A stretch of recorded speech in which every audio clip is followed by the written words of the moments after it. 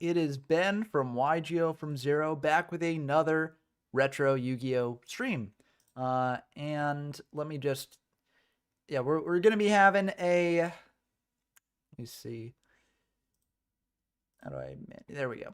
We're gonna be having a locals here, and it's gonna be a fun one. It's gonna be in Chimeratech format. We got a lot of people in it already. 12 people so far. I'll be starting that real soon after I sort of set up the rest of the stream details and stuff like that.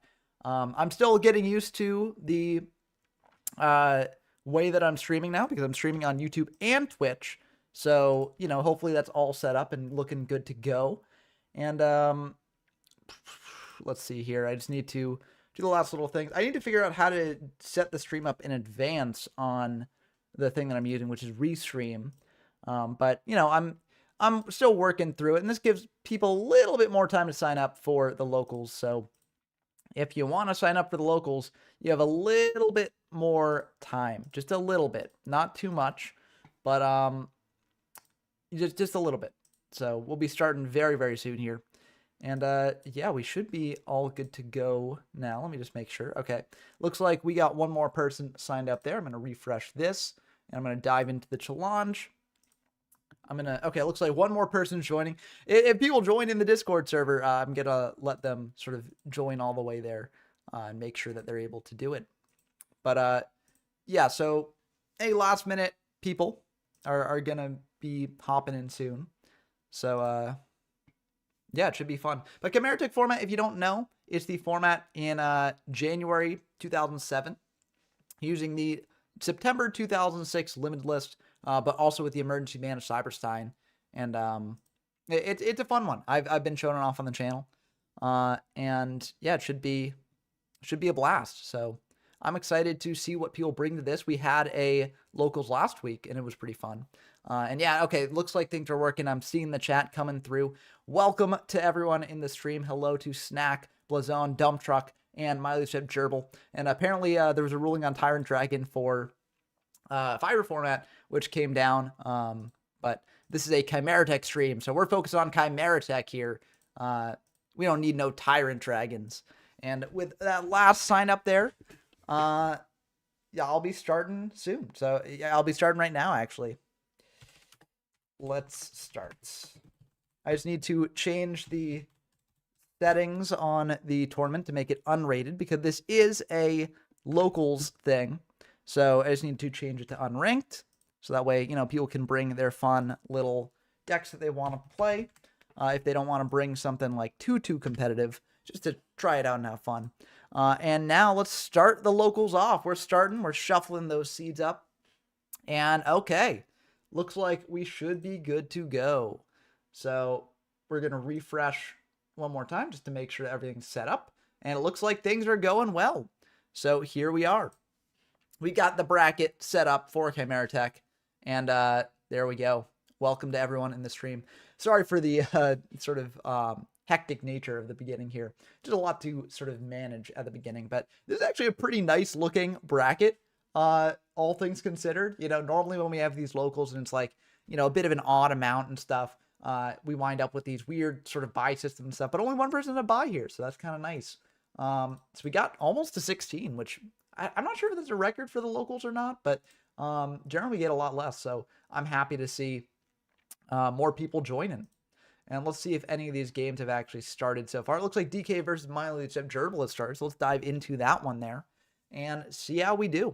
Now, if you don't know, we'll be having a monthly tournament, and it's a multi-day monthly tournament, so a bit more flexible in scheduling. And that's starting tomorrow on the YGO from Zero Discord server, so head on over there if you want to play in that.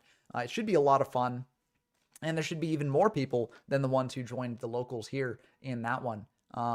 And so I assume that some people are going to bring things that they're testing out for that tournament. Some people are just going to bring things that they want to see if it works. You know, they want to try it out in a fun competitive setting, but not like a super serious, you know, sort of multi-day event sort of thing. Just a one and done sort of thing. So it will be a nice mix of decks, and hopefully we can catch a large variety of them. But it looks like Miley Chip Gerbil is on Gadgets. So they're bringing out a yellow, Surgeon, and green, and then passing back to DK here. Gadget's a very popular deck in this format. They had new cards released, I believe, in either December or January before the event took place. But they are new and they are fun. I mean, iconic archetype for a reason. Basically, you just bring them out. They're pretty weak on their own, but you just play a lot of 1-for-1 removal, search out more guys every turn, and you deal with your opponent's cards that they bring out while always having your own cards to bring out. So, a pretty fun deck. And we'll have to see. Oh no, the heavy. I was going to say we have to see how DK proceeds, but that heavy is going to be rough. Hitting a call and an MST. So not like the best back row there, but call's nice in gadgets because you can call back and gadget, search out another one. So that's pretty good. But now DK is bringing out a breaker as well to threaten to pop another one on Gerbil's back row there. Brutal stuff. Brutal stuff indeed.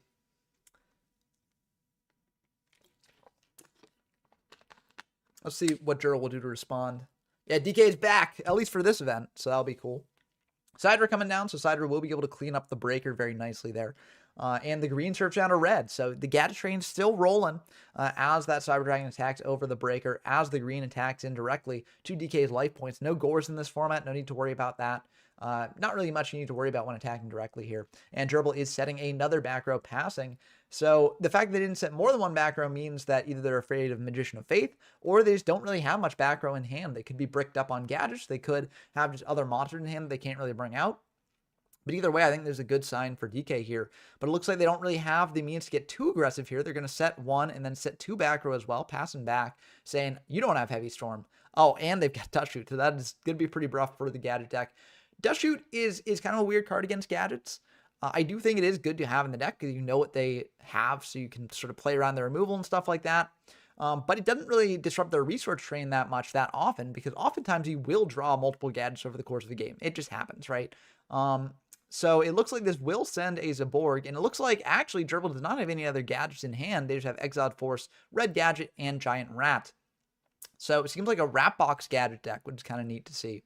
Definitely something that I haven't seen too many people experimenting with, but in theory, it does make sense. You know, Rat can go into a gadget. It can also just go into like an Exiled Force or some other Earth monster. And if you're pairing it with Monarchs, which can be attributed out over the Rat or whatever they bring out, then it can be pretty good. But Gadget will attack in to a Cyber Phoenix, and Gerbil will take 200 from that. And now things get a bit awkward because in this format, if you don't know, there's a ruling surrounding Cyber Phoenix, where Cyber Phoenix, if it's attacked while originally face down, actually won't get you the draw if it's destroyed by battle. But if it's attacked while face up, it will get you the draw. That changes shortly after Chimeratech Format, but it is relevant for this format and can make things a bit awkward. But Gerbil's got Exiled Force to deal with the Cyber Phoenix next turn if they want to avoid giving DK the draw, and it looks like they are indeed going to do that. I think that makes sense. You don't necessarily want to give DK a draw here to get deeper into like Machine OTK combos or things like that. So, you know, I think this makes sense. You can then also use the Exiled Force on your following turn to pop the Phoenix, get in for a ton of damage. So I think that makes sense. And it looks like DK is just going to set one after setting another back row, and then probably passing back, I would assume, unless they wanted to just switch the Phoenix to attack, crash into one of those monsters, and get the draw in. But I feel like that's probably not the move because the Exiled Force is still in hand, and they can always just summon out the Exiled Force, pop the set monsters. So I think this makes the most sense just to leave it there, forcing the Exiled to be used on the Phoenix. But, oh, Graceful Charity. Oh, that is rough. Graceful Charity, I think, is also pretty good in the gadgets deck because you can offload like dead gadgets in hand. Like if you do have duplicate gadgets, you can pitch them. And it looks like they are going to pitch a yellow and a rat. So this might mean that they drew into some other gadgets there that, you know, make them a bit redundant. Could just mean that they want to do other things with the cards in their hand. We'll have to see exactly what they do. Definitely a bit of a tricky spot for DK here. I think Gerbil is a bit favored here, but, you know, that can definitely change. There could be a Mirror Force in the back row. Gerbil has to be considering that. Mirror Force could blow out anything that they try and bring out. In general, with the gadgets, you don't really care too much about things like that because the gadgets are basically free. But, you know, it can come up. And they're going to attack into a DD Scout Plane. That is very interesting. So it seems like DA is probably on a bit of a macro Monarch deck. But yeah, Ring being used to clean up that Cyber Phoenix. As a note here, Cyber Phoenix only negates spell and traps from targeting machines while it's in attack position. It was in defense position, so you can indeed use Ring on it. So now the Red Gadget attacking in for 13. And a call coming down. Probably bring back that... Okay, bring back the Breaker. I was going to say probably bring back that Cyber Phoenix there. But I don't hate the Breaker. The Breaker can start eating into the gadgets here. And you might have something to protect the Breaker in the back row. But I do think it is I don't know. I just like the Phoenix better. But I guess this does cause the Call the Haunted to go to grave as well. So yeah, I don't know. But Exiled Force coming down, popping that breaker there. Makes sense. Forcing, I guess, the Exile to be used. So that's something there as well. But Gerbil's in a really, really good spot here. And DK is a bit down on life. Gerbil's also down on life, but they got 3 monsters on board. And board wipes are a bit more of a premium in this format than in others. So yeah, looking pretty good for DK, or for not DK, for Gerbil here. Coffee ripping that last gadget out of hand, ripping a red. And then DK is just going to set 1 pass back. That's what you got to do sometimes. And if that set is Mirror Force, you probably want to fire the Mirror Force here, I would assume. While the gadget chain's a bit disrupted, makes sense to do so.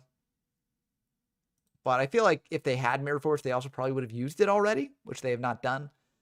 So it makes it a little bit awkward for them here. But I don't know, they might have other things to stop this, like Scapegoat or something. Or just that last monster could be something good. But a yellow gadget coming down here, searching out another green. So the gadget train is back online. Even if you confy the red, the green is coming for the next turn. That is the last yellow. So after the last red, there will be no more gadgets to search. And that's always a good position for the gadget player to be in. And yeah, it looks like DK is just going to scoop it up. DK being like, well, I mean, not much I could have done there in that situation. So very, very cool stuff for game 1. Let's dive into Dump Truck versus Snack now. And it seems like we're getting in at the end of game 1 here. Seems like Snack is also on gadgets. So we got 2 gadgets players so far. A Dump Truck on more of an Earth aggro sort of deck, it seems like, with that Gigantes there in grave. Also some Warriors as well. And it looks like a yellow gadget's coming down. So yellow getting a search for the green. Heavy means that Snack probably has something to do here to back up that gadget. But limiter removal's gone, so it probably isn't that. Well, actually, it can't be that because limiter removal is limited in this format. But it could be a battle trap. So we'll have to see exactly what happens. Cyber Dragon just attacking in, being met with a widespread ruin there, popping the Sidra. And Dump Truck, let's see if they've got anything for the follow-up here. Looks like they're going to go for a Comfy, rip that last card out of the hand, and hit a green gadget. Yep, we knew about that. And then Breaker coming down at 1900. So that's threatening some more damage there. I wonder why, I mean, I guess, no, I wonder why Dump Truck didn't go for Breaker just to pop the back row and then attack over that yellow, because you've got the Comfy to cut off the green anyways, right? So, yeah, I don't know why they didn't do that. I think they could have won last turn. I mean, looks like they're not winning this turn, but they're getting into a really good position because Snack is down to no cards in hand. While the gadgets can, sort of generate resources in this sort of situation, they are a bit of a liability at this point. So you really need a way to stop that aggressive pressure from coming through here, and then you need to draw into your gadgets. But then if you draw into a gadget, you're not drawing into a way to protect that gadget. So it's looking a bit rough for Dump Truck here, or not for Dump Truck, for Snack here for sure. And DD Warrior should probably wrap it up. I mean, Mirror Force could be the back row. If it is the back row, then that is very, very good for Snack. But if it isn't, then it's looking pretty bad here. Last Will should wrap it up because Last Will can be used in the battle phase here. So DD Warrior attacking in, and yeah, that's just going to be the end of game 1. So we saw one Gadget win a match or win a game. We saw one Gadget lose a game. But Gadget is still, it's seeing some high representation in this local. So that's always cool to see. Rad on seems like a Monarch deck probably. Monarch deck playing DMOC against Mystic Chef on what seems to be a Dragon deck incorporating Horus as well. I think Dragons is a very cool strategy. If you look at the different types of OTK decks in this format, people generally try and play either Dragons or Machine. And I think each one has their own pros and cons. I think that Machines as a whole have better monsters that you're playing in the deck, right? Like Cyber Phoenix, Decoichi, Cyber Dragon, things like that are better than the average Dragon monster, like a Troop Dragon or a Mass Dragon or something like that. But I will say that the nice thing about Dragons is that you can activate Dragon's Mirror with a lot less setup than the Machine deck. Because if you don't draw into a Cyber Dragon or a Future Fusion, then your Overload Fusions are largely dead, right? So I think there are pros and cons to each. I personally, well, it's tough to say. We'll have to see exactly how these tournaments go. But I think for me, I think that the Machine deck is slightly better than the Dragon deck. But we'll have to see. I mean, as I said, they've each got their pros and cons. And let's see, how many dragons they have in grave? 1, 2, 3. Only 3 dragons in grave, so no Dragon's Mirror plays just yet. But, it could come at a certain point later on in the game here. Also, Radrau is up a game. That is good to keep in mind. MST hitting a TT there. Pretty brutal hit there if you are Mystic Chef. But Kaiku coming down as well. Oh, that's just brutal. Because this also shuts off Dimension Fusion, which we do see that Mystic Chef is playing as well. And so these banish cards are just going to be gone for good. And now your Dragon Mirror is almost certainly shut off. And that's just bad. Yeah, that's rough. Kaiku, a pretty good card in this format for the side deck at least. Just stopping decks like this that do want to banish. Stops Chimeratech Dragon plays as well. So, yeah. Just a Whitehorn Dragon off the top. And that's going to be the end of the game. So, rough stuff there. Ring also. I mean, it's just like, what do you do against this? It's just rough. But, yeah, showing the power of a Monarch deck, I assume. We didn't see a Monarch from them, but I assume that was what happened there. But still very, very cool stuff. And yeah, games are already wrapping up. This format can go pretty quick here. We've also got Atomic Purple versus Helios Strident here in the middle of game 1, it seems like. It seems like Helio is on a bit of a Machine OTK deck, and they've gone through one Chimeratech already, which is very cool. One of the nice things about Chimeratech is that you can just use it as sort of like a middle of the game sort of thing. If you don't want to go all in, you don't necessarily have to use the most machines in your graveyard. You can just use the one, or not the one, but you can use like 2 or 3. Probably 3 would be best. So that way it's a 2400 attacker that can just attack over all your opponent's stuff, which is pretty nice. So, yeah, it's very, very interesting stuff. It seems like Atomic Purple is playing Tomato Control with those tomatoes, the Dark Mimic level 3, things like that. This was a popular deck in Reaper format for quite some time. But, very cool stuff there. And, okay, oh wow, it seems like one of the matches was already over. Okay, yeah, it seems like someone no-showed, unfortunately. So yeah, they must have missed the thing as it was starting. Unfortunate, but that's how it goes sometimes. Avarice, very, very good in the Tomato Control deck. Arguably one of the best decks to play Avarice in. Getting those 5 cards back in the deck, drawing 2 more. But Atomic Purple being at 350 life is not looking good for them. Cyber Dragon is a pretty good top deck, though. And it looks like they're going to set 1 here. Attack over the Cyber Phoenix. Deal 900 there. And this will give Helios Strident a draw that could potentially allow them to win the game, depending on what they've got. Chimeratech would go crazy here. But it is still a pretty good position for Atomic Purple to be in as well. And they're setting 2 more macros, so they got 3 macro there. So in case an Overload Fusion play goes through, you've got that set up. But yeah, it's not looking the best for Atomic here. But, you know, we've seen Atomic come back from worse. So we'll have to see exactly what happens. Card Destruction just trying to dig deeper in to the deck. Try and find a way to actually win here. Pitching a Comfy. Yep, Comfy isn't really that useful there. And drawing a new one. Will that new card be enough? Looks like it's just going to be set and passing back to Atomic Purple here. Now, will Atomic Purple do something in end phase? Looks like they're not going to interact with that in the end phase here. Will they flip up that set? I mean, you could be playing into TT, so it looks like they're not going to do that. They're just going to attack in for 21, and that will indeed get through. So they're just going to pass back to Helio, saying, you know, that's all I needed to do here. And now Helio's in a bit of a bad spot, because 2,900 life points, that can go really quick in the face of a Cyber Dragon that just keeps beating in. So yeah, it's a bit scary there for them. Yeah. I don't know. I don't know what's gonna happen here. What do y'all think? Who will win this one? Atomic Purple or Helios Strident? I could make a poll for this. I generally like making polls for the final matches of the locals, though. So I'm not going to do that yet. But that draw seems to be very interesting from Helios' perspective, because they are thinking about this for quite some time. Could be a Sidra of their own. They might be debating, do I special summon out the Sidra, crash into their Sidra, or leave it in attack? That is a reasonable thing to wonder. It's just very tricky. Jar, okay, it looks like they were debating whether to jar or not there. I think, yeah, you do have to jar at this point in the game. You're so late in the game that you kind of need to just draw deeper and see what you get. Yeah, Purple does have the card advantage, but that 350 life is a bit scary there. So it looks like Breaker's going to come down, probably pop one of the back row, I assume. Yep, it looks like it will indeed pop a back. Skill Drain. Yep, Skill Drain, just a dead card. And they are going to attack it in the set. I'm not sure if I would have done that, because it could be something like a Dark Mimic level 3, like it was. But I do understand why, because at this point, like, you're getting so low in life that if it is a Dark Mimic level 3, then, you know, they flip it up get in for some more damage, and that could be really bad for you. So I don't hate that play. I'm not sure if I would have done that, but looks like they're going to attack over the breaker, deal 500, drop Helios-Trident down to 2,400, and then set another monster pass back. And again, it's looking pretty rough. Now, Ring of Destruction is still around, so if you draw into Ring, you kind of win the game off that. But you have to draw into it, and it looks like Helios-Trident's just admitting defeat there. Wow.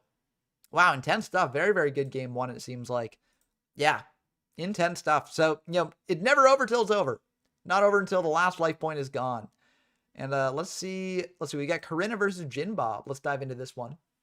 I don't think we featured Corinna on the channel before, but she's a very, very good duelist in like Edison, I know. So, yeah, I'm excited to see what she does for Chimeratech as well. But yeah, it seems like both players are on a bit more of an aggro deck.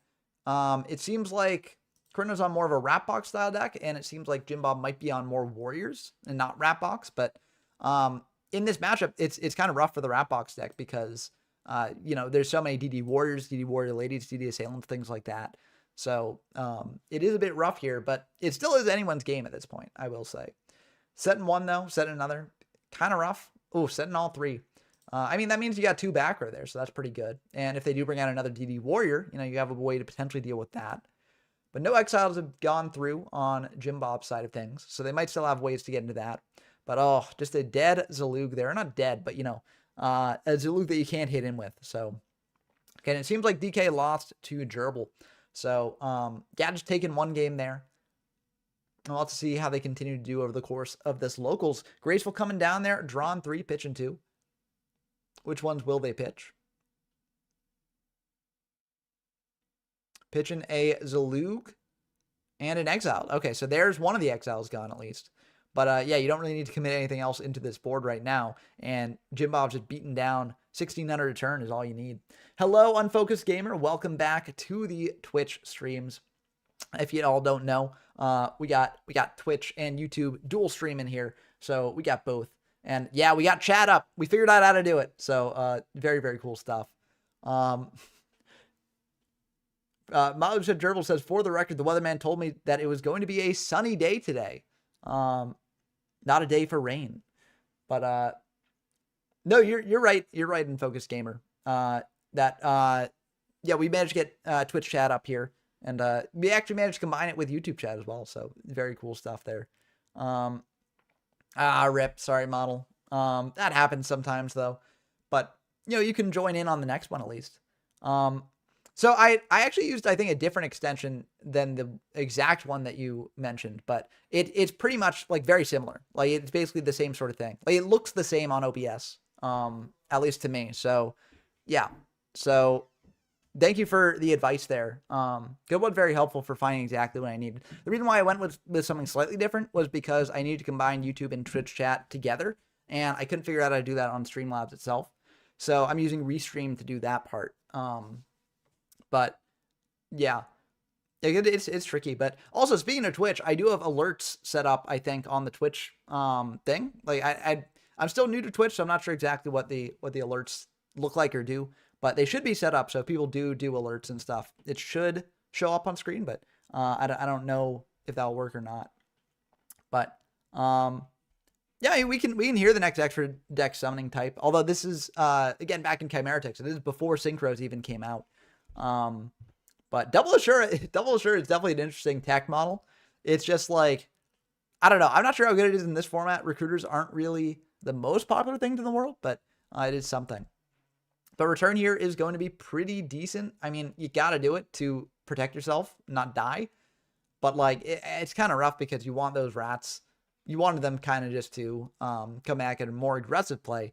But unfortunately, it's not quite. Yeah. Yeah, no, I'm down to hear it, Unfocused Gamer. I'm always down to hear new sort of proposals to the game. I generally stick with the formats as they are made, but I do like hearing what other people come up with for either custom formats or new card types or summoning types or things like that. It's always interesting to see what people do with that. But, oh wow, Rad Dragon versus Juan is already 1 game in. That's wild. It ended quick. I mean, maybe they're on an OTK deck. Maybe it's just been going quick there, but We got Hoy versus Anti-Kevin. We haven't seen that one yet, so let's dive into that one. Forge summoning. What is Forge summoning? What would that be? I'm curious. Ooh, seems like Anti-Kevin is on dragons here with that Spear Dragon. Bit of an interesting tech that hadn't been seeing much play in the Dragon OTK decks, but I do like it here. I think it makes some sense to have because, as I mentioned, the dragons are not generally the best in terms of quality of monsters, and Spear Dragon is probably one of the better ones for just dealing some piercing. So, yeah, it's pretty cool there. And Anti-Kevin just going to set one, set another, and pass back. Yeah, I mean, sometimes you just got to play into Mirror Force, and sometimes they do have the Mirror Force, so that is rough. But Breaker getting flipped up, so that must have been booked down last turn. And tacking in to 1,600 life points direct. Yeah, rough stuff. Hoy setting one, setting another, passing back. But yeah, Kevin's in a bit of a tough spot, or Anti-Kevin. I shouldn't call them Kevin because they're the Anti-Kevin. So, Sidra coming down though, so that'll be able to hit over the Breaker or hit over the set monster there, depending on what they so choose. I mean, you know, Mirror Force is gone, so you don't necessarily have to play into Mirror Force here a bit. But what will they play into? Mass Dragon coming down there as well. And Sidra hitting in to the Breaker, but Raigeki Break popping the Sidra. So that will clear the Sidra, but the Mass Dragon can still attack into the set if they so wish. I don't think it's a bad idea to do that. So, yeah, they're going to attack into the set, hitting a Tomato, which will then bring out another monster from deck. But again, I don't think that it's the worst thing to do that. So, yeah. Oh, Spear Dragon torn in half by Kaiba. Oh, no, I forgot about that. Yeah, that's rough. Kaiba just likes tearing up cards. I don't know what he's got against cardboard, but it's always sad. Seems like Unfocused Gamer says, Forge summoning would be setting materials from your hand or face-up field of your deck to the Forge stack during the end phase. Remove the cards into the Forge stack this turn. So I'm not sure exactly what the Forge stack does. Like, and what would a Forge summon? Like, what are you summoning? Oh, the deck isn't supposed to be there.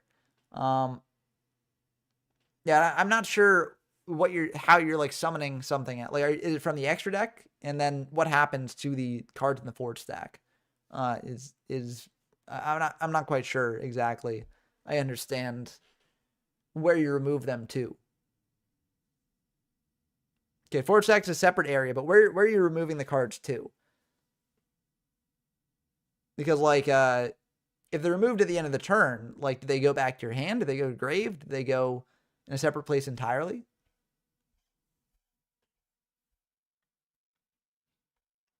I'm not certain I understand, but looks like we're getting some Recruiter crashing here. So Tomato going into the Dragons, and the Dragons getting engraved, and that puts 4 Dragons engraved, 1 on field, so 5-headed Dragon might be coming down soon. But a new Doria coming out as the last card.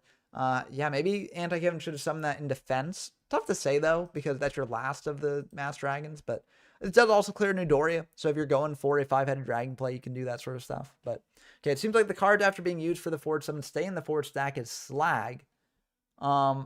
But can they be used again? Are there other things to use Slag with or something? This kind of reminds me of like Pendulum monsters being sent to the extra deck when they're destroyed. Because like it's like the face-up extra deck, so it's not quite the same as like the regular extra deck. It's kind of just a separate stack. And then you can like reuse them later. But I'm not exactly sure how you could interact with the like Forge stack, the Slag and stuff. Like as written, but send another from Anti-Kevin, and that Breaker should be able to just keep poking in here, and that's a 3-turn clock. You know, Anti-Kevin's at 4,800, so it's gonna get pretty out of hand for them pretty quickly. Anti-Kevin checking grave, so they might have a Call the Haunted there. Could have something else as well. They could just be wondering, like, okay, do I use the Battle Trap on the Breaker? Do I save it for something else? Like, can I afford to take this hit? What am I drawing next? They are thinking about this. Call. Looks like they are indeed going for Call. Bring back a Mass Dragon. Probably trying to go into like level 3 or something. That'd be interesting. Yeah. Okay, it seems like during each of the standby phases, you must shuffle the required Slag back into your deck. So basically, you put the materials there, and then they get shuffled back into the deck, so you can't like reuse them. Unlike something like Link Summoning or something like that. Okay, I get what you're saying with it now. So what sort of monster, like how powerful are the forge monsters though? Like would, like, okay, the forge monsters have a slide cost every standby. Oh, and the forge monsters send them back to the deck themselves, is what you're saying. Oh, Snipe Hunter is going to be pretty good here, sniping that Mass Dragon, but this could go pretty down. This could be pretty bad for Hoy in terms of card advantage there. So, okay, so yeah, they throw back the slag in your own standby phase. So yeah, not every standby phase, yeah. But like what I'm wondering is like how powerful are the forge monsters? Because to me, that seems like a worse, like not worse as in like, you know, it's I'm just saying like in terms of like the quality for the player itself, right? More powerful is what I'm saying. Like it seems like Link Summoning is just inherently more powerful than Forge Summoning. Because with Link Summoning, you get them engraved, which is generally where you prefer your monsters to be, as opposed to back in deck. So, yeah, they're exclusively end board pieces, but like how powerful of an end board piece are they?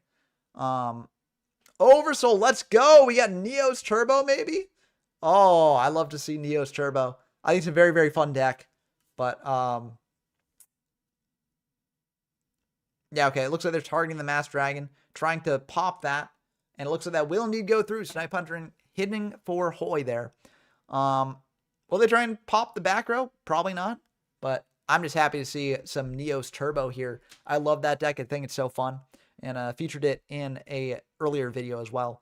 Yeah, it's a blast to play. So, yeah, so it looks like Helio lost to Atomic Purple as well. So, think level of power akin to non-target negate of a monster. Okay, and how easy are they to bring out? Yeah, how easy are they to bring out? Like, in terms of, like, how you're summoning them, right? Like, how much material do you have to use for them? And, like, you know, yeah, you can only have, like, one, right? But, like how big stats, how easy? Because, like, I feel like it's tough to say how it would be without knowing the monster themselves. But looks like Thunder Dragon's gonna be pretty good for that Snipe Hunter there. Trying to target that back row, hitting a Mirror Force. Oh, that's rough. And yeah, that's gonna be the end of the game probably. I mean, it's not quite lethal because they need to have a way to finish it off, but it might as well be. Dropping them down to 200. But yeah. Yeah, no, we got a lot of people joining the event tomorrow, PJ. I'm really excited to see how many people actually, you know, show up in the end. Because I think it should be a really, really good time. Oh, interesting. So it seems like Snack versus Dump Truck on game 3, and very, very intense game it looks like here. It seems like Dump Truck's on that rat box stuff. They got a rat out, which is annoying for the Gadget deck to deal with potentially. But it seems like the Gadget Train's also been shut off, maybe? I don't know if that's a red in hand, or if they're, you know, if they lost a green from hand, and maybe ripped, yeah, green was ripped by Comfy, maybe. That's a potential option. But widespread dealing with the rat is pretty good for Snack here. And Will coming down from Dump Truck. So that will be able to get another monster out from deck for Dump Truck here, which is not a good sign for Snack here. 4,600 attack, 3,000 defense. Oh, that's very, very powerful. One continuous spell in a vanilla. That might be too easy to make, though, is the thing. Like, the tough thing with balancing this, right, is that Link monsters can be very, very powerful right out of the gate, right? I'm not debating that because I do think that they're very, very strong out of the gate. But you do have to put a lot of material and combo into them to actually get to the big ones like Access Code or other things like that. And they're starting to get rid of things like Appaloosa and like other end board pieces that would be like the negates, right? Because I think a lot of people were frustrated that a lot of decks would just go into those sorts of end pieces and just have them sitting there, right? And I feel like, I don't know, I feel like it might be too easy to make that sort of thing for how powerful it is. Yes, the materials don't go to graveyards, so you can't reuse those, but like, it's just a bit tricky. I don't know. I mean, it would, oh, you can't attack with it. Oh, that's, well, see, I feel like if you can't, oh, the turn you make it, sure. But like, the point is like, you do this first turn, and then you're in a bad spot. But looks like Corinna won against Jim Bob as well, so it's going to be moving on to the next one. But, oh, that's rough. Looks like the gadgets have fallen here. Dump Truck taking a game over Snack there, showing the power of Earth Aggro. So it's cool to see all these different styles of deck. And it seems like Corinna is also on Earth Aggro, and Corinna also made it on to the next round. So we'll have to see exactly how those continue to go. But let's see. We got Atomic Purple versus Hoy. Who else have we got here for what we're doing? Looks like Gerbil versus Dump Truck is now set. Yeah, so it's mainly just Hoy versus Atomic Purple, and then Gerbil versus Dump Truck will pop up again. So Dump Truck facing another gadget deck right afterwards. But yeah, no, I hope you continue to work out the kinks on Focus Gamer, because it's always cool to see people like, you know, tinkering with what they want to do, what they want to add, what they want to change, things like that. It's kind of neat just to see what people come up with. But I mean, it's always the tough part, like in balancing stuff like that. And the same goes with like custom formats as well. Yeah, no, I looked away for the one win, and then unfortunately we popped in on your losses, Snack. I think maybe we're the stream's a bad luck charm. You know, it's like, yeah. I think against a warrior deck or like a rat box deck like that, it can be like very tough, because, you know, I think against like it's tricky, because if you can extend with like Gigantes and other things like that, you can sort of get around the 1-for-1 removal that makes gadgets so good. And if you just are facing a bunch of big guys, right, that are beating over your gadgets, then you can't really keep getting in for damage. So it's just rough stuff. I think gadgets is still a good deck in the format.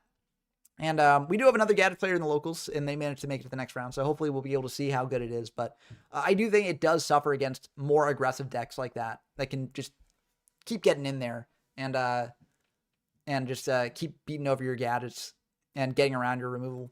But yeah, it's tricky. I'm curious to see with the monthly tournament how many people bring gadgets and how it will do there, because I do think that gadgets could either be a tier 1 deck or it could be like a tier 2 deck, and it's the verdict is still out on that one. We still don't know exactly how it would turn out there, but hopefully we see in the monthly tournament. I mean, again, like I don't know all the stuff about like Unfocused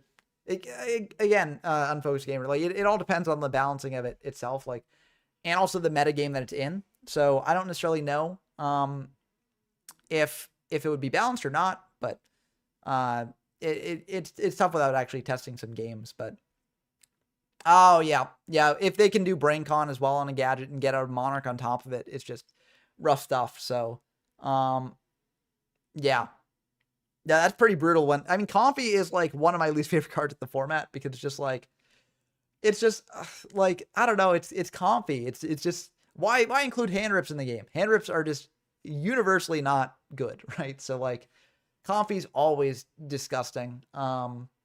Yeah, gadgets, I will say gadgets like can be a bit resilient against Comfy if they draw into more than one gadget, which does occasionally happen over the course of a game.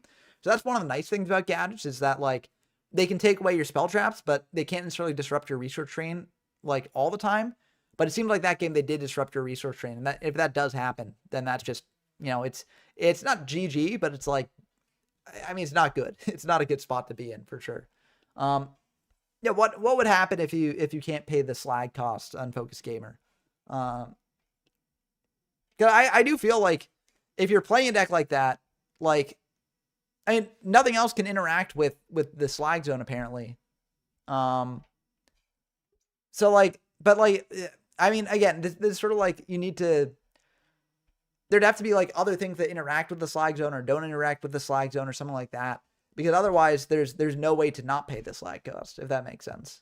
But, yeah, anyway, that's always the tough thing about doing a custom format or a custom mechanic. Like, I feel like every sort of edition can raise new questions, and then it's like, how do you balance that beyond that? But yeah, exactly, Snack. Where like, from a deck building perspective, you know, it's always a balance between like, you don't want to draw too many gadgets, but also you need the gadgets to actually, you know, get your research train going. And like, it's like, do you play all 9? Do you play like 6? Do you play 5? Like, who knows how you actually build it? There's been a lot of theory crafting on that sort of thing just over the years, not necessarily in Chimeratech format, but beyond that as well. And I feel like there's still not really a good solution to it. It sort of reminds me like of, a Solemn on a Zalug. I don't hate that play. Because Zalug is very good at just ripping cards out of hand. Yeah, I don't hate that play.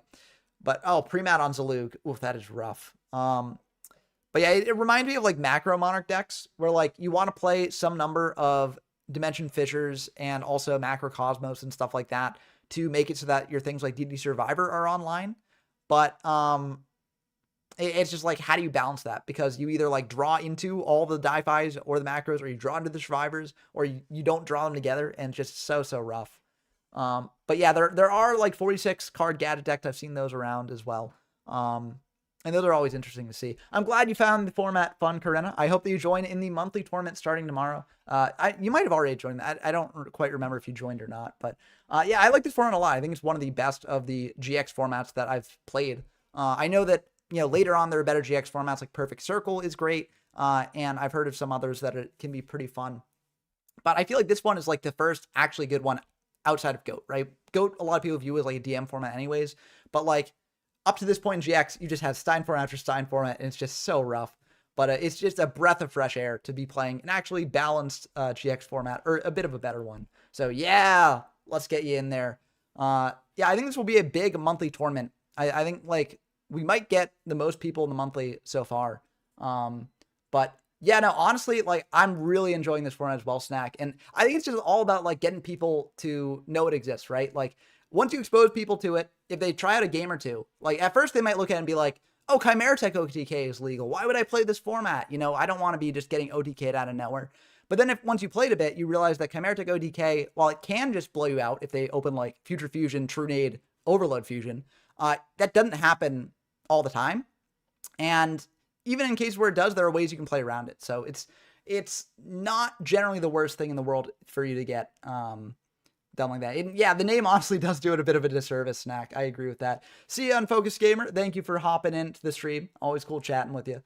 But yeah, it's always tough with like format names. Like there are a couple formats that I think are like really good, but that people look at the name, they're like, oh, I don't want to play that format, right? Like my favorite DM formats are Warrior format and Yada format, both of which I find really fun. Both of which have names that, you know, kind of turn people away from it. Warrior format, just so bland of a name. And, you know, people are like, oh, it's just going to be Warrior dominating everything. Like, I don't want to play a deck. I don't like Warriors, so I'm not going to play that format, right? And Warrior format, in actuality, is more just like an alternate version of GOAT that does solve some of the problems that people have with main GOAT. So, like, you know, a lot of people would enjoy it if they tried it out, but no one tried it out because of the name. And Yada format, people are like, oh, the Yada lock must be going off at all times in that format. When in actuality, the Yada lock is somewhat rare in Yada format. And many decks cut Yada entirely because, you know, it is kind of hard to get online. And it is a really like interesting, grindy format where you're playing all these power cards, but it actually does achieve a good balance. So it's just a shame. It's just a shame that so many great formats have terrible names. But, you know, at a certain point, it's like, is it too late to change the name? Is it not? But hopefully we can get more people seeing it. But yeah, I'm glad that you tried it out, Corinna. I'm glad that everyone's trying it out and you know, having fun with it. And it just is such a fun format. So I'm glad we were able to sort of discover it and hopefully, you know, give it more eyes on it. But so I will say Injection Fairy Lily and Gemini Elf are around a lot in Yada format, but they're not too broken. You know, they're pretty fair cards, I think, most of the time. So, you know, I think that honestly, it's not a bad thing to have them there. Yeah, and you can play around that sort of thing. You've also got Rain of Destruction to stop Lily. You got TTs to stop Lily as well. But yeah, DDV, very interesting tech card in this format. It's something that like not every deck does play. I know that in formats like Edison, you know, DDV is like the bane of many decks' existence, and it's just such a toxic card. Here, I don't really feel it's as bad. It can definitely be very bad against, you know, if you're playing a gadget deck and they flip DDV, like you can't do anything, right? But like, I think that most decks you're fine with, right? Monarchs didn't really affect much. So like, you don't really need to worry about it there. Like maybe they send your Treeborn Frog and then you get it engraved in rotation. That's pretty good. But like, it doesn't hit Hydrogeddon. It hits Gravekeeper Spy, which is bad for Monarchs as well. It doesn't hit Sidra. Machino DK decks, you generally don't care, I think, too much because like you're just getting machines engrave. So you're fine with that. Dragon OTK decks, same sort of thing.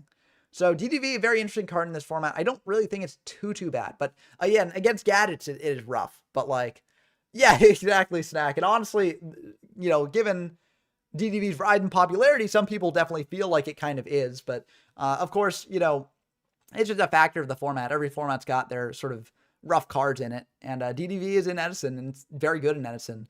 But here I think it's a bit better. Also, like, not every deck can play DDV, right? You need to have a dark monster with above 2,000 attack to play it. Zambira, of course, is a really good one to play it in. But like, most decks aren't playing a monster like that you can actually use there. Dark Worlds play monster that you could use with it. But again, like, Dark Worlds, like, what are you hitting? You're hitting gadgets, and I think Dark Worlds have a decent gadget matchup anyways. So I don't know. Yeah, I don't hate DDV here, but like, I also don't think it's the best thing in the world in this format. But Fusilier, also a fun way to pair with DDV and doing things with it. But oh, Mirror Force, that's a pretty good card. Unfortunately, Hoy knows, or not Hoy, but Atomic Purple knows about it now, so they'll be able to play around that a little bit. But not the worst thing in the world there. Let's see, that's end of third turn after activation is going to be rough. But pre-mat for maybe Tomato, maybe Newdoria, just crashing into the Fusilier. But that's going to be pretty good. Yep, they are bringing back the Tomato to crash into the Fusilier and do stuff with that. So that's pretty good. But yeah, it's all about the naming. And I don't know, marketing these formats is always tough. But like, building it from scratch is also tough, especially because, like, for my channel at least, you know, I jump from format to format. And even if I like a format a lot, I know that I'll eventually leave that format. Like, I'm never going to shift the channel into being sort of just like, oh, we're only covering this format, right? And we're just going to show off all the different games you can play in this one format. And that's all we're going to do, right? And that's really how you grow a channel, or not grow a channel, but grow a format. I guess it also grows the channel as well. But you really grow a format that way because then people get invested in that format itself. Then they watch all the videos in that format and they see how many cool stuff there is. And they just keep getting that format's content pumped into their veins. And they're like, oh, I should play this format too. I'm seeing all these videos about it. Like, I want to dive into it and play it and stuff. But with my videos, if I show off a format that people enjoy and they're like, oh, I like this format a lot, I want to play more of it. And then eventually I move away from that format because I'm moving on through Yu-Gi-Oh's history. They don't see that content anymore. And they're like, oh, well, you know, why do I care about this format now? No one's really playing it anymore. You know, no one's really doing anything with it. Like, I'm just going to move on to something else, right? So I think it does take like a continual hype person to actually keep hyping it up and get those formats popular. But I don't know. It's a tough thing. I don't really know exactly if there's a solution to it for me. Like, I don't know. It would really just be like, if people like these sorts of formats, just highlighting them more in other places and, you know, getting more people interested. And it's not going to be an instant, like, oh, this format will blow up overnight sort of thing. But I do think that Chimeratech has potential legs. And I think given the initial popularity of Reaper format, back when MBT was really pushing that, I think that, like, I don't know. I think people are looking for a GX era format that feels like a GX era format that is, you know, a balanced sort of thing. Doesn't have things like Stein, doesn't have things like Crush Card, things like that in there. And I think Chimeratech really scratches that itch. And so I hope that people, you know, sort of catch on to it. I hope that more people, you know, start to see it and enjoy it. But I don't know. It'll be tricky to see if, yeah, I don't know. It'll just be tough. But I hope that people do like it. Hopefully we get a ton of people in this tournament. Hopefully people enjoy it enough to maybe, you know, start more tournaments in the future. I know there's a Chimeratech Discord that's, you know, separate from the YGO from Zero Discord. But I know that the organizers of that Discord are planning on doing another Chimeratech format tournament after the one that we hold starting tomorrow. So hopefully that one goes well as well, and we can get people playing that too. But it should be fun. I'm looking forward to seeing what the first results from this one are, because, you know, if you look on Format Library for the tournaments in this format, like, you've got the original tournament, right, in SJC Orlando, and then you've got like a single day 11-person event or something. And that doesn't really say anything about what the actual meta of the format is, because it's a very small group of people playing. And while a single day tournament, I think, is good. Like, I'm not saying that multi-day tournaments are better than single day. I think either one is fine, right? But it depends on the number of people, right? And also, you know, playing over the course of a day can tire you out as well. And so I think there's more like variance in terms of like player ability over that, because endurance is definitely a different skill than like just general dual knowledge and dual skills, right? Like, someone could potentially win a multi-day event just based on the fact that, like, game to game, they're a very, very good duelist, and they know how to play their deck. They know how to play against other decks in the format, and they just got great duel knowledge. But if you put that person in a gauntlet of, a single day event, right, where you're playing game after game after game in a row, you can get tired out over the course of that time. And it can potentially lead you to make mistakes that you wouldn't have otherwise made.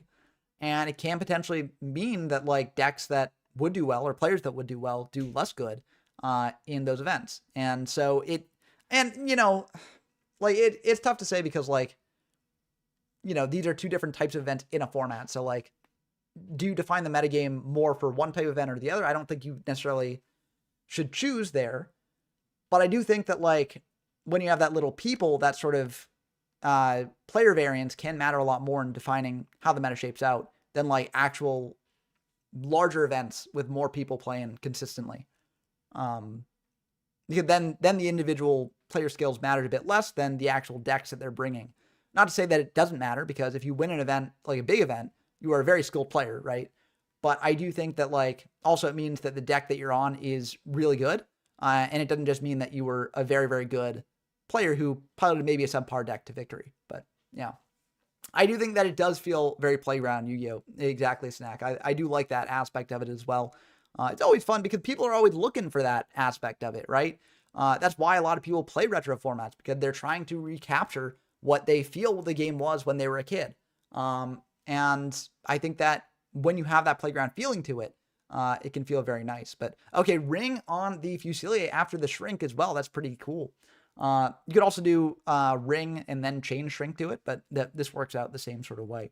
Yeah, I was opening a lot of packs from this time as well. I remember for me, I started opening products like at the end of the DM era of packs. I got the Star Deck Joey and Pegasus and stuff, but I never really consistently opened packs after that. I only started really around like Soul of the Duelist, I think. And then I just continued from there. But GX packs just hit different. I mean, a lot of the time they'd just be pack filler. But like, I don't know, you get a pack that has like an elemental hero on the cover and you're like, oh, that's Air Neos. Who's that? That looks so cool. I want to play that card, right? And you'd be opening for that card and you'd be getting cool cards like the aliens. Like I love the aliens. I think they're really cool. I made a video on the aliens and, I don't think the deck's good, but I had a lot of fun playing it. And, part of that was because, the aliens are from my childhood. I loved the aliens as a kid. And, I was always like, oh, how could I make this into a deck? And I never could quite figure it out as a kid. Because I never actually got Gangiel as a kid, unfortunately. And I think that card is kind of needed to tie the deck together. But I don't know. I just had a lot of fun with that deck. And coming to it now, when you have all the cards at your disposal, access to all of them here on Dueling Book, it's just very, very nice. And very fun. So, yeah. Yeah, GX anime also was really, really fun. I loved the GX anime as a kid. Like, I mean, of course, the OG series, classic, right? But the GX anime was fun, right? And as a kid, I liked the fun stuff, right? I wanted to play the fun game. And GX was, in general, more fun outside of Season 3, which was very dark. But yeah, it's so fun. And E-Hero mirrors, like, back in the day, before they were actually good. I mean, they're fun when they're good too, right? Like once you get things like Absolute Zero and stuff like that. But I remember back in the day, like having to play with the pack filler heroes and playing with the hero fusions that actually needed two specific monsters to make, as opposed to just a hero monster and one of an attribute. It was fun. It was a different type of game there. But I just realized that this game wrapped up. I want to dive into Dump Truck versus Gerbil because that game has also been going on, and we haven't managed to see that yet. Or it wrapped up. Oh, no, it just wrapped up. So it looks like Dump Truck won against Gerbil. I got too distracted. I should have jumped over to that game at some point, but seems like the gadgets fell against Dump Truck's deck again. Dump Truck's just the gadget killer. He just comes in, kills gadget decks. Damn. But yeah, Feather Shot. I mean, I think people have tried to make Avian Control a thing. Like, I think that is a deck people have tried, like out on competitive level as well. But yeah, it's just so rough. Oh, the Snipe Hunter missing on that Zambira twice, rolling a 1, then a 6. That's the classic Snipe Hunter dilemma. Finally, it managed to pop that Zambira, but oh yeah, Snipe Hunter, brutal. I hate Snipe Hunter as a card. Like, I think it's not a bad card, right? Like, it had its uses, but I hate it so much. It's just like, you play Snipe Hunter, you miss every time, and it's like, you're just like, why did I put this thing in my deck? This thing is so awful. But that's how the card goes, you know. When you attacking over the Snipe Hunter makes sense, but Econ switching that to defense, so this will allow the Snipe Hunter and the Nude to get over the Wanghu there, which is pretty good. Yeah, I think Mariner does have some application later with like instant fusion stuff, where you go into a Mariner, bring it out. But wow, 5 back row, that is a lot. Do you tempt fate? Do you just attack into that Wanghu there? Do you leave it in defense? I think probably what I would do is switch the Newdoria to defense, attack in with the Snipe Hunter. And yeah, it looks like Hoy's going to do that as well. I think this is just the safest play because if they've got like a Mirror Force or something, then you do protect the Nude against that. So yeah, it looks like that did go through. And it looks like in main 2, a Wanghu is coming back. Call Hana, bring it back. Now, do you snipe that call? Looks like no, you're just going to set 1 pass back. Yeah. Yeah, no, Mariner being a water hero in Edison, very, very nice for instant fusion there. Yeah, I don't know if many hero decks are playing it now, but it's still a cool card for sure. Oh, it looks like there's something in damage step. Shrink on the Wanghu in wait, actually, level 3 can't be summoned. Uh-oh. Well.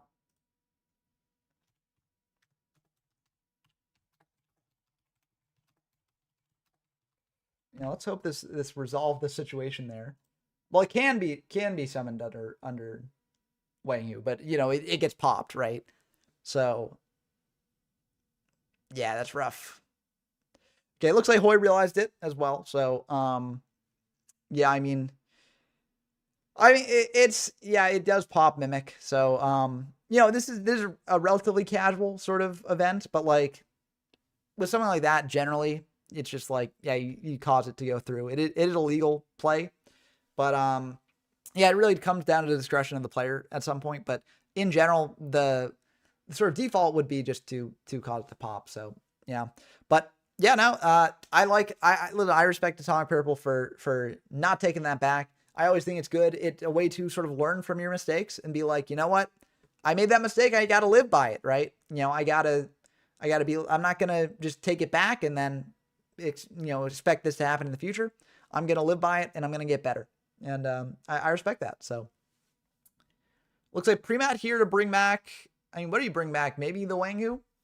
Probably just Wanghu try and hit over the Snipe here. It looks like they will finally be able to hit over that Snipe under there. All the revival in the back row there. Very funny stuff. And yeah, it looks like they're going to set 1 now, pass back. But it's kind of rough here. They're in kind of a tough spot. The Newdoria can, pop the Wanghu, which is very nice, but, oh no, heavy?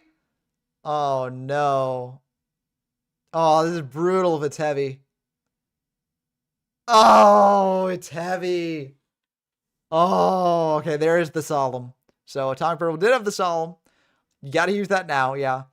But yeah, that would have been brutal, no Solemn. That would have been the end of the game, probably. I mean, this might still be near the end of the game because all Hoy has to do is pop that Wanghu and then get in with the Nude.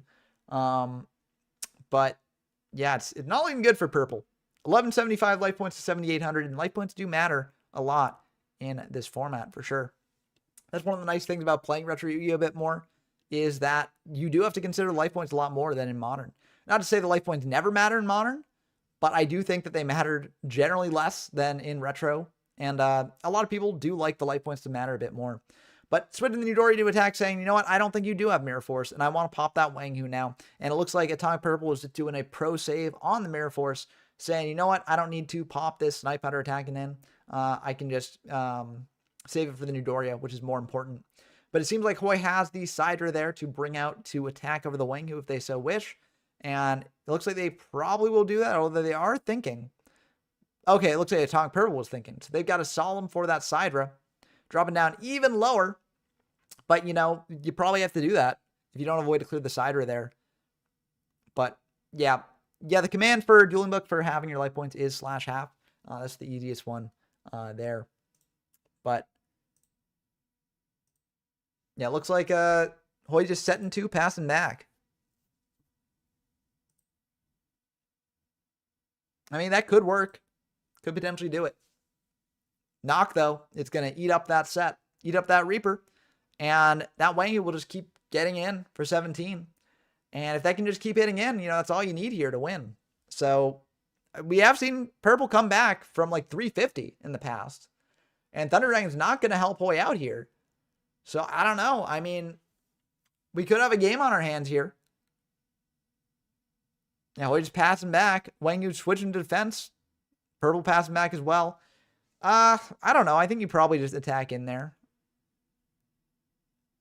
You got to get pressing the attack at some point, right? So maybe because you're saving it for the lady, but do you let this go through? It looks like you will just let... Okay, it looks like they are going to banish. I was going to say, you might not let it go through just because you got Wang Hu up, so whatever they bring out is popped, but Sangan off the tomato will still get a search, so that's good to keep in mind.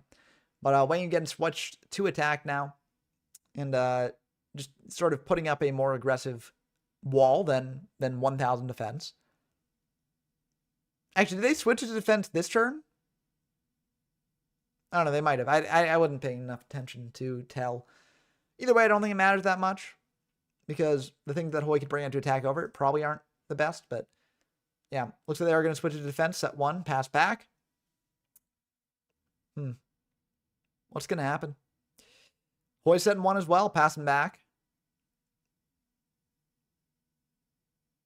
I mean, yeah, I'm trying to wonder, like, what is purple waiting for in terms of, like, not attacking?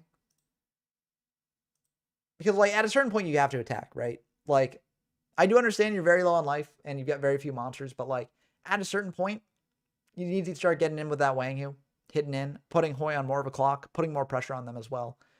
Cylinder probably isn't being played, unless Cylinder has been seen in a previous game that I have missed here. But yeah, I think after a certain point, you do got to start attacking in. MST on the pre-mat there, popping the Wang Hu. So this means that Hoy probably wants to summon a monster here. Maybe an Exiled Force. Oh, they've got Decree. Okay, that makes some sense there. Yep.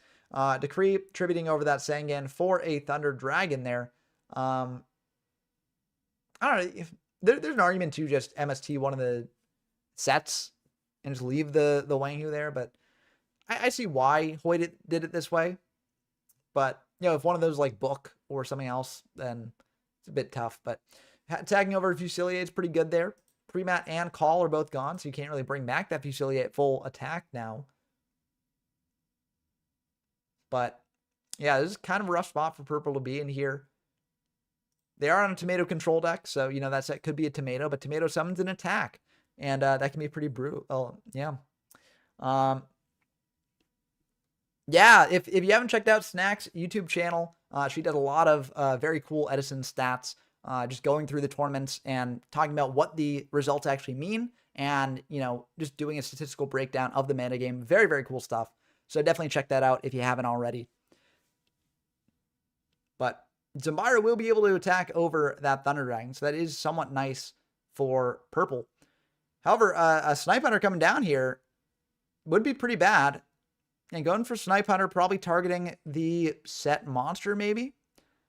Yep, targeting that set monster. And what will they roll? They'll roll a 2, so that will indeed pop that monster, getting rid of a Sangan. So it seems like Topper will be able to search something out there, searching out a tomato, but it might not matter at this point. You pitch another card and try and pop that Zambira. And if this goes through, that might be the end of the game unless there's a set Book of Moon, a set Scapegoat. I almost said Snapegoat, but a set Scapegoat, or a set like Econ or something like that. RNG cards, I have a love-hate relationship with Snipe Hunter. I was talking about this earlier, but Snipe Hunter is one of my least favorite cards in the game just because, like, it's one of my least favorite ones to play, at least. Watching it, it's very exciting because you're like, oh boy, are they gonna roll what they need to roll, or are they gonna not? We'll have to find out. But like playing it is just like, oh, you roll a die, you roll a 1, you're like, statistically, I should be able to hit this card, like eventually. So I'm going to roll again, and then you misroll that, and you're like, do I roll 1 more? Do I not? Like, how do I go for that? Just so rough. Hoy said always bet on Snipe Hunter. Listen, I've been burned too much by Snipe Hunter in the past, to always bet on it. So yeah, it's a very tricky card. And one that I definitely do have some rough experiences with. But Nox is not going to go through on that set because the Solemn is there. But DD Warrior should be able to clear that up pretty nicely. Hitting a Frog. Oh, that's pretty good. kind of interesting setting a solemn behind a frog because, you know, if they don't do anything that you actually want to solemn, then you're in a bit of a tough spot. I guess you had Heavy to clear up your own solemn there, but Heavy's going to hit a scapegoat here, so that's kind of rough. And Juan's just going to set one, set another, and pass back. Okay, it seems like Dump Truck did not know about the Heavy in hand, so I'm kind of curious why they just went for the 1-for-1 on the Heavy there, but maybe Dump Truck's deck didn't really play much back row. Anyways, a Breaker is going to come down here and try and pop that back row, see what it is. Seems like it's an Econ, so they're going to just switch the Breaker to defense. I think that makes sense. Yeah, then just Dump Truck's going to pass back. Their zones are all clogged. A Magician of Faith getting flipped up. Getting back that Econ there. I don't hate that play. Tributing over for is a Borg, popping that Breaker there and then attacking in over a token. You get Econ to potentially switch one of these to attack and get in for more damage there. Or just use a defensive card. So they're going to set it again, pass back. And Dumbrick will have to deal with that Monarch in some way. Bit tricky to know how exactly to deal with it. And Graceful Charity coming down as well, which is also going to not be the best for Dump Truck here. So seems like Juan's in a pretty good spot overall. They might be able to take down the Gadget Killer Dump Truck.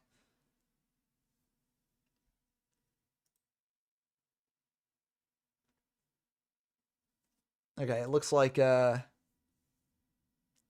Hoy versus Corinna is going to be happening as well, which should be a lot of fun.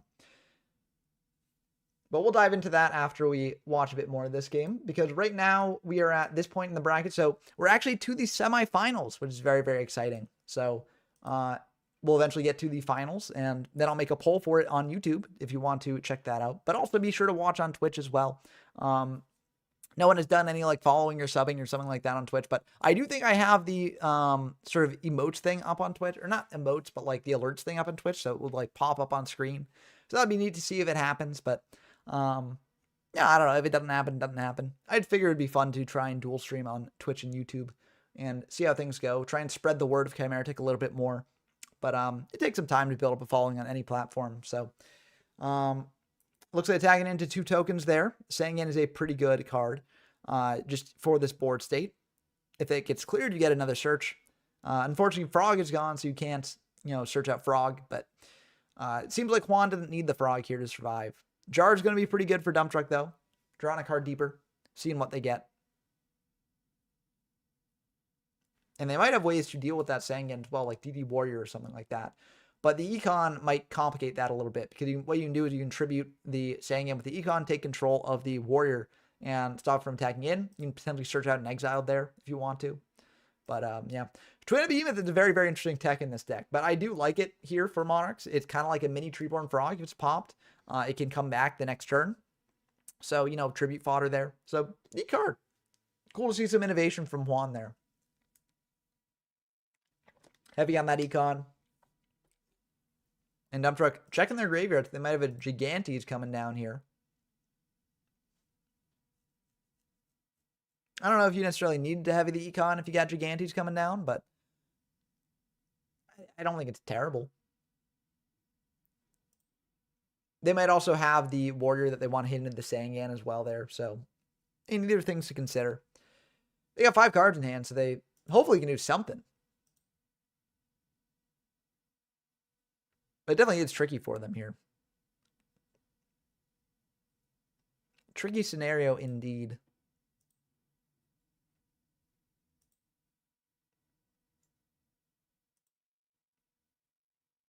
There's a big thing from Dump Truck. Okay. It's always fun when a player does a big thing to wonder, what are they thinking about? What is the big thing? Because big think tells us a couple things. One, they got an important play that they can do if they want to do it. But 2, they've got other plays they can do instead. So in general, a big thing to me means that either they've got a bit more of a passive play they can do, like they could set a card, pass back, or they've got a really aggressive play that they can do. Why do I think that Zaborg is level 5 instead of level 6? That is a very good question, because a lot of the other Zaborg, or a lot of the other Monarchs are level 6. I don't actually know. It would be cool if he's the youngest Monarch, and it would also be very ironic since he's the first Monarch to come out. So realistically, you think he's the oldest Monarch. But yeah, I don't know. It's a bit tricky. I mean, if we check the sort of like card art here, like, let's see, how many frills do you have on his back? 1, 2, 3, 4, 5. that it? Is it just that he's got like 5 things on like the back thing that he has there? And if so, why are the other Monarch level 6? That doesn't explain why they changed it for the others. Maybe it was too powerful being able to summon out Zaborg and then meta away into a Dark Balter. So they were like, actually, we should change these to level 6. So that way we can actually... Oh, okay. I see why this was a tricky play to think about. So they're going to go for special summoning out Gigantes, using Last Will to bring out an Exiled Force to pop the Zaborg there, and then using the Cyber Dragon to hit over the set. Okay, that's very clever. That was a clever play, and definitely a bit of a thinker, because what you could do instead is just, summon out Gigantes, attack over the Sangan, or summon out Sidra, attack over the Sangan, or something like that. But I do like this a little bit better, I think, overall. Now, what they could have done as well, if they wanted to, is they could have gone special summon Cyber Dragon, special summon Gigantes, and activate Last Will before battle phase or after battle phase, and then hit over some of the stuff a bit better. But it seems like they wanted to leave the Sangan on field, so that way Juan would not get a search. So I respect that play as well. But Mobius coming down is pretty brutal, because then you're back in a similar sort of spot that you were before.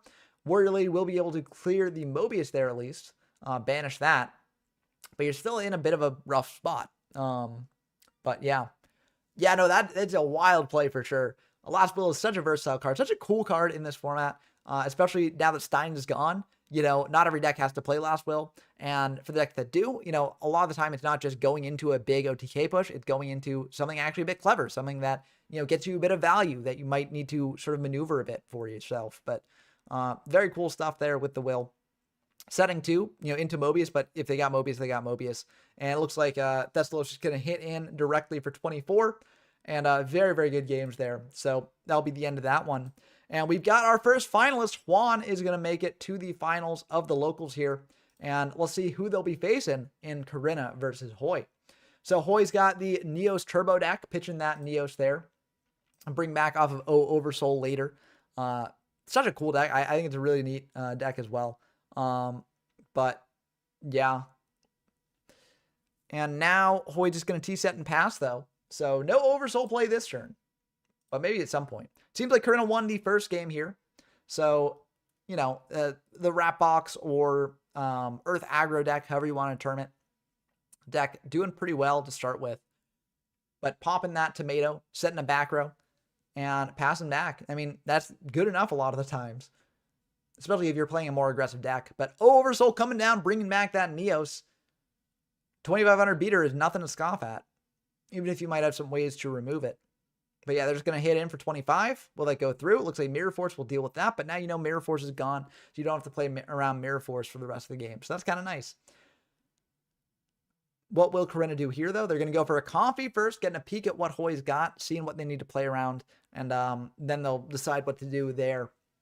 But yes, he says, I need a hero. And it seems like Hoy does as well, because there goes the Neos there. Sending the Sidra, taking out that last monster from hand there, leaving Hoy with a Book of Moon, a Shrink, and a Shrink. And then DD Warrior coming down here as well to attack in for 12. Now, if Hoy wants to deal with the DD Warrior, they often will lose their own monster as well. So they're being kept off monsters here a bit. And if the DD Warrior does crash into something like a Neos, then that is not a card that you can bring back with the Oversoul. So that's kind of rough. Looks like they're going to bring out a Breaker attack into that DD Warrior there. So that will deal with the Warrior. But I feel like Corinna probably has other monsters in hand. That's probably why they did not commit any back row there. They also could have just been like, well, I got to play around Breaker or MSC or something like that. But yeah, it seems like they've got a bit of a monster-heavy hand. But in this sort of situation, a monster-heavy hand is what you want. So they're going to set another back one there as well. Ooh, CS maybe standing for Chimeratech Supremacy as well. But Heavy coming down and popping that Return there. So Return, pretty good card, but not just for the one DD Warrior there right now. And now Hoy stabilized a little bit. They've got Books and Shrinks in the back row. So Corinna does know about what back row they have to play around. But still, it is back row. And a Cyber Dragon coming down here along with an Exiled. So Exiled will be able to pop that side row that Hoy has. And then the Cyber Dragon that Corinna has can get in for even more damage. So, yeah. But what if Chimeratech was Chin era tech? It's just, it's the era of Chins. And we got to tech them out, But e-call for a Neos here. You just do this to deck then a bit. But unfortunately, not much you can actually do to stop that Sidra there. I feel like that set probably is a book. But, oh, that Zalug, you're going to probably have to use the book up on that Zalug as opposed to the Sidra, unless you're willing to take a bit of a gamble here. Oh, they are going to take it. So they're taking a little bit of a gamble here. I mean, if the sets shrink, then they have to use it on the Sidra. But, yeah, it is the book on the Sidra there. So, luckily for Hoy, it hit the exact card that they probably wanted to get engraved, that Neos. But, oh, and that Oversoul off the top, being able to hit over the Dawn Zalug, and then you've got Shrink to back up that Neos as well. Yeah, good stuff here. I think you probably do want to attack into the Zalug. Okay, looks like they are attacking into the Cyber Dragon. I don't know. I feel like you probably just attack into Zalug, get some damage in, and then you got Shrink to protect it. But I don't know. There are ways they can play around it, I guess. But yeah, Exile to 2 is really cool, Hoffer. I do like it semi-limited. It gives a bit more sort of longevity, I think, to a lot of these decks, because you can just keep bringing back Exiled and, you know, popping big stuff. So it's not just like after your first Exile is gone, you're out of the game. But yeah, Rat coming down, attacking in for 28 here. Shrink won't quite do it here. Even if Double Shrink was around, actually Double Shrink would have done it, but yeah, that's just going to be the end of the game. Yep, there are the 2 Shrinks, and that's going to be it. So even if Double Shrinks were used up there, I mean, Hoy was probably losing that one either way, because, like, you know, that's all their cards, right? So yeah, rough stuff indeed. But very, very cool deck, and cool to see it make it this far in the locals. But now we come to the finals. So it will be Corinna versus Transom here. Corinna versus Juan. So I'm going to make a poll in YouTube. So if you want to vote in the poll, vote there. I don't know how to make polls on Twitch yet, so excuse me for that. Let's see. Start a poll. Let's go. And we're asking who will win. And the decision is between Juan and Corinna. I'm just using their DB names. And yeah, we'll start the poll. See what chat says. Who do people think will win? I don't think the game has started just yet, but let's see here. Should be hosted. Yep, there we go. Corinna's hosting for Juan there. And yeah, this will be for the coveted title of Locals Legend over on the YGO from Zero Discord server, where if you have not joined already, definitely join there and participate in these locals, participate in these tournaments, and just have a good time. So we're diving into the games here. And it seems like Corinna is going first, so a bit of a good start for them already.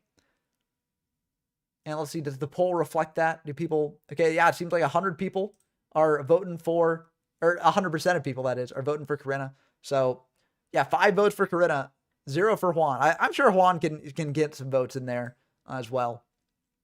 But, yeah, definitely going to be a pretty intense matchup. Both very, very good players on very, very good decks. Seems like Corinna is setting 3, setting a monster as well, passing back. And Juan's just going to respond with a set 3 of their own, pass back.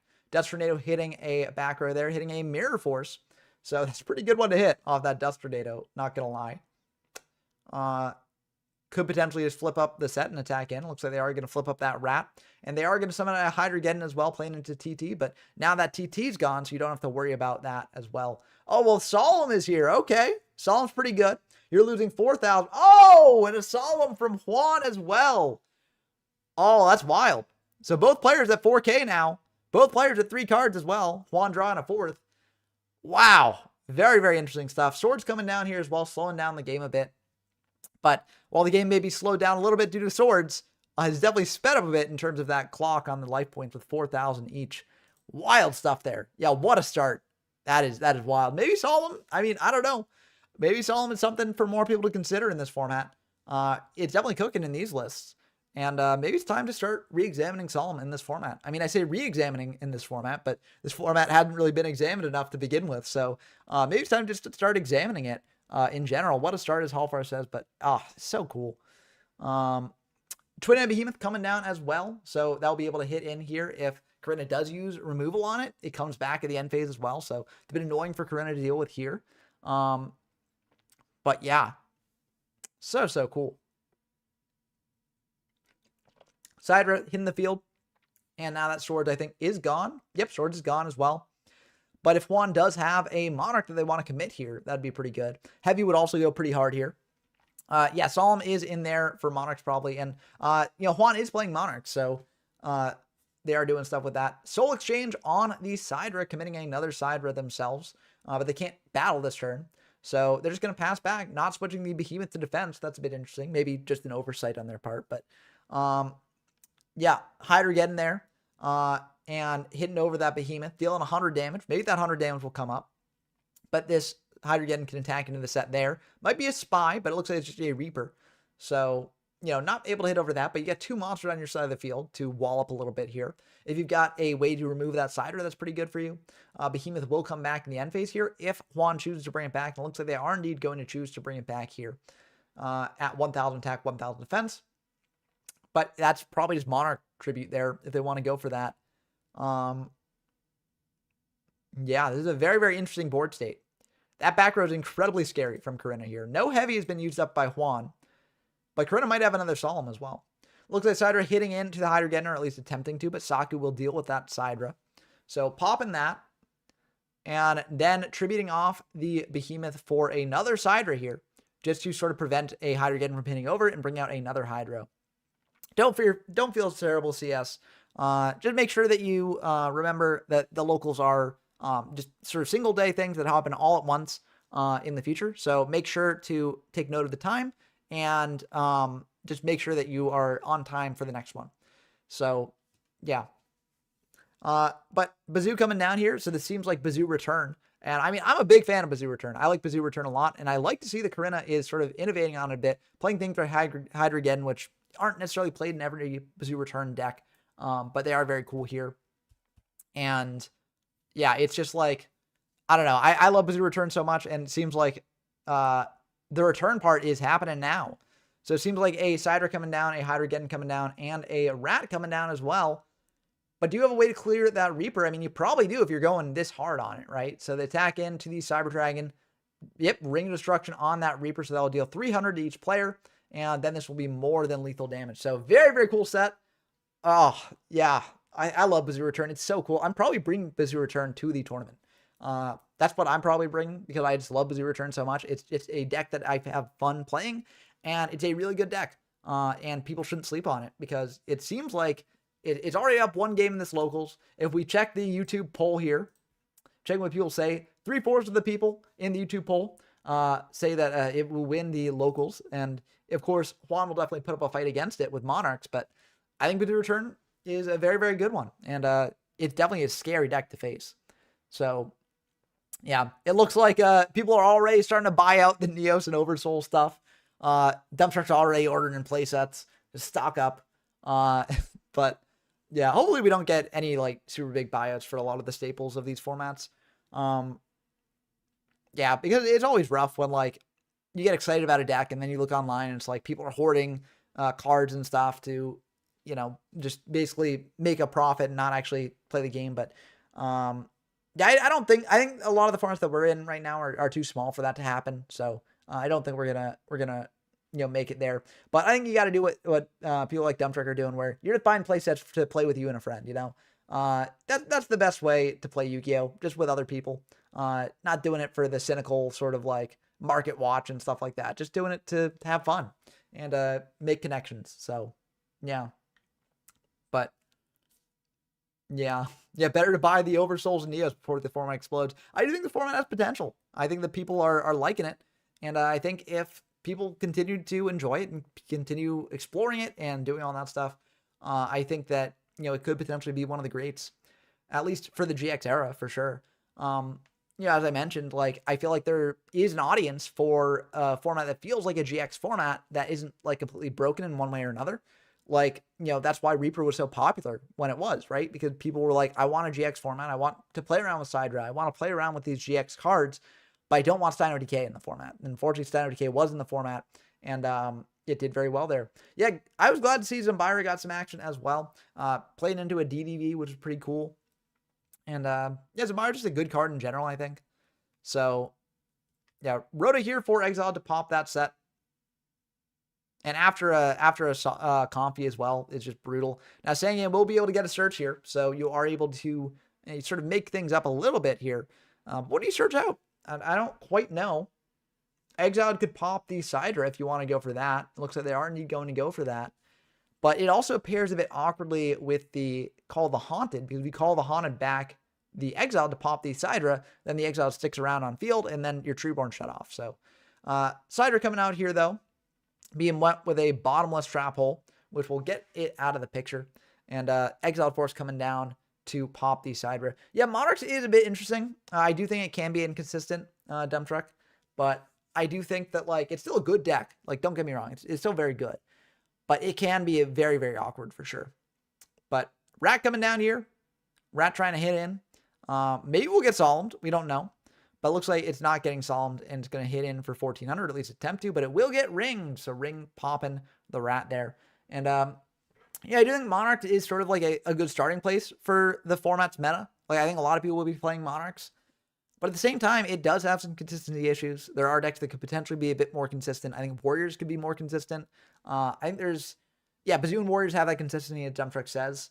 So I think there is that. But, you know, we're seeing how powerful Monarchs can be here, especially with Solemn backing things up, bringing out that Mobius there and setting a card, passing back. But, like, Corinne's at 3,200 and 2 cards, and they got to deal with that 2,400 beater.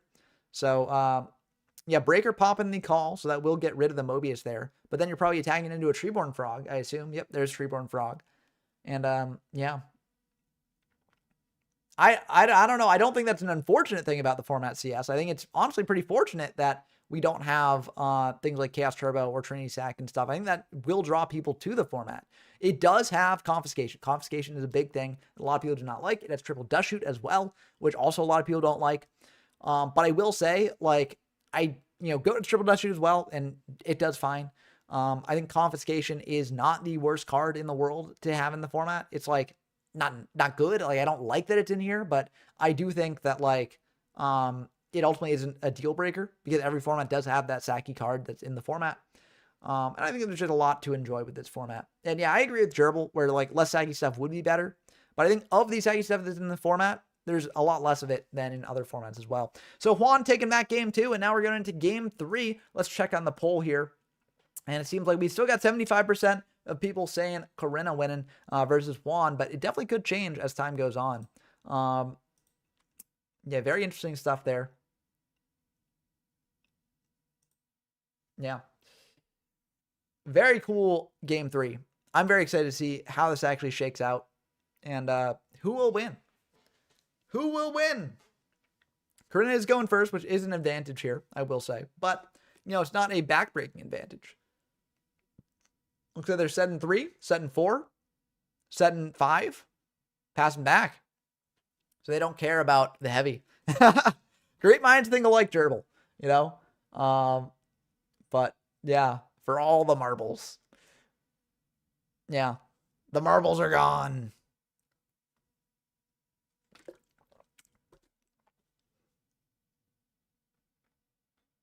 Yeah. Either that or Dump Truck's just, like, hacking into the chat and delaying Gerbil's messages and taking their words for their own. But, yeah. Let's see.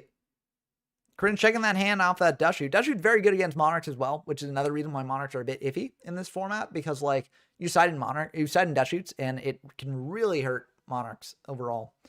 But Dust Shoot is kind of an awkward card in certain situations, so not every deck mains it. But yeah, send back that Spy, leaving a Confiscation, a Sakretsu Armor, as a Borg, a Breaker, and a Banisher there. That's a pretty good set of cards in hand, honestly. Banisher is interesting to bring in for Monarchs because, you've got Treeborn Frog and stuff, but if you're hitting over Rat Box, I mean, that's pretty good for you. Confi coming down, hitting that Bazoo. And then a Breaker coming down as well, but that'll be met with a Bottomless here, banishing that Breaker. So you're eating through the back row slowly, piece by piece. But yeah.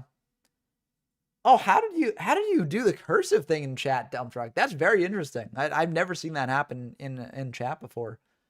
Banisher coming down as well. So Banisher probably banishing. But will that go through is the question. No, it will not. Sakretsu Armor hitting that Banisher, popping that, and eating through the cards that you know about in Juan's hand. When is the tournament? The tournament is starting tomorrow, the multi-day event. It's starting at 4 p.m. EST, so you have until then to actually sign up. And, we'll be lenient if, like, people are like, oh, I'm on my way home and I need to sign up and stuff. But, yeah. Yeah, remove from play of the Radiance. to put it in old terminology here, I think they probably changed the term to banish partially because of like banish for the radiance and banish for the light and stuff like that. They probably, were like, well, these cards already use that in their thing. And so, we might as well use it there. But Saku going to be met with a solemn there. So Corinna dropping down to 4,000, but this does rip a card out of hand, which is very, very good for them. And it will rip. What will it rip? It will rip as a Borg. That's a pretty good one to lose. But yeah, tournament pog. Exactly. I'm excited to see what people bring. I'm really excited to join the tournament as well. I always like to see what the locals does before signing up myself, just to see what people are bringing in the meta and stuff like that. But Cyber-Stein off the top would be nuts here, Corinna. Or not Corinna. Might have said Gerbil. Corinna's playing. Gerbil is commenting. But yeah, Cyber-Dragon coming down here. And, attributed for another Zaborg, maybe? A Mobius, maybe? What are they going to do? What are they tributing out? A Mobius. Okay, so this will pop the back row, hitting a Dust Shoot. Honestly, it's probably better to pop Mobius here if you can attack into the Zaborg there. Not the Zaborg. I've been streaming too long. Hitting to the Zalug there. And, Exile off the top will cook you a bit. But, it's ultimately pretty fine. I think they're pretty even out here. 2,800 versus 3,000. And it's just top deck wars at this point. But, yeah, this is an exciting game. It's always cool when games get down to this point, right? Like, when you get into these just top deck wars between two really cool decks. And I do think that Corinna's deck is a bit better in top deck war than Juan's is, because drawing to a Monarch without material is just a death sentence. But, Monarchs can win a top deck war if they get the right stuff. Cyber-Dragon's going to be pretty good here. Now, the question is, do you attack into the Rat? I personally would say no. And the reason for that is, if you attack into the Rat, Corinna brings out an Exiled, and then next turn, they can summon another monster, tribute the Exiled for the popping of the Cyber-Dragon, and then you're a bit of a bad spot. But it depends on what your back row is as well. So, is it a very, very impactful choice? They could have also summoned the Cyber-Dragon in defense mode to prevent the Rat from crashing into the Cyber-Dragon, but I don't hate it being an attack. Because if they do crash in, they do take damage from that, so that's ultimately pretty decent. But yeah, they are going to crash into the Rat. Corinna's going to take 1,000 from that. Deck thin a little bit here as well. Or 700 from that, not 1,000. I'm thinking Monarch stat line. Oh, I've been streaming too long. It hasn't been that long, honestly, overall. It's been like an hour and a half. Some days I'm just more on top of things than others. But yeah, Exiled Force able to pop that Sidra there. And then you're able to summon out a Hydra again. That will be lethal if it goes through, but it looks like a Solemn is coming down to stop that Hydro. But does Corinna have a last card to do it? Nope. Looks like they don't.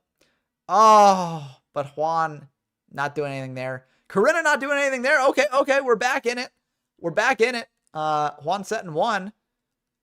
Seems like Corinna might have bricked a bit here as well. Maybe on Sidros or something like that. Setting one, passing back. Okay, we're back in this game. It's really anyone's game at this point, I guess. That is wild. I thought for sure it was all over. But MST, this is probably all over then. Yeah, MST for a heavy. There's the monster. And there's the attack in. Very, very good games, though. Very, very great games. Chimeratech, it's just such a cool format. I think people are really enjoying it. And I hope to see what people continue to do with it in the future. And I hope to see everyone in the locals in the tournament tomorrow. And I hope we get a good one. I hope we get a big one as well. And I'm excited to see what the results of that are. I'm going to keep up the Chimeratech coverage for at least another week. So I've got videos coming out next week as well for it. I'll have a video coming out tomorrow as well on Warriors, which I haven't featured on the channel before. But I do think it is a very meta deck. And, so I figure it's good to put coverage of that out before the tournament actually officially starts. But it should be a lot of fun. If you like that sort of coverage and want to see more of it, definitely subscribe to the channel. We are, I believe, almost at 1,600. Let me check to make sure we didn't gain a couple more subscribers in the meantime. But I believe we're at 1,597. Okay, so we actually lost a subscriber in the meantime. So, if we could get it up to 1,600, that would be good. But yeah, DD Warrior is all over the place. Yeah, very, very cool tech card that has been seeing a fair amount of play. But yeah, that was the last game, Blows on 56. So this will be the end of the stream, unfortunately. But I really appreciate everyone stopping by, checking it out. And yeah, DD Warrior is so cool in this format. I'm curious to see if it will stick around, or if as people learn to play around a bit more, to adapt their decks to it a bit more, if it will potentially fall out of favor. But I do think it's really good. It's good against Treeborn Frog. It's good against Sire Phoenix. Good against things like that. No, I don't think Corinna's bad for business. I think it's just in general. The nature of my channel is I fluctuate subscribers a lot because a lot of people aren't the biggest fans of certain formats that I cover. And while I cover those formats, they unsubscribe or do things like that. And then they check back in later, or they just, leave forever. But, that's the nature of things a bit. And so, it happens. But it would be really nice to reach 1,600 subscribers by the end of the month. That was my goal for last month, but we've just been really struggling in that home stretch, getting that last couple subscribers there, up to 1,600. But hopefully we can reach that goal. Anyways, I hope you all enjoyed as always. Definitely check me out on YouTube and Twitch if you're on one or the other. I'll try doing like a Twitch raid. I know that's a thing. I did it last time as well. And it's cool. There's like one viewer on Twitch right now. But so it won't be much of a raid, but it'll be something at least. So, yeah, we can raid just a random Yu-Gi-Oh channel here. There's like a Yu-Gi-Oh box opening. So, maybe that's one to do. So I'll send along to this, I guess. Yeah, let's read. Okay. So that should work. Yeah. So I rated, and yeah, and that'll be it for the stream. I hope you all enjoyed as always. And yeah, hope to see you all in the next one.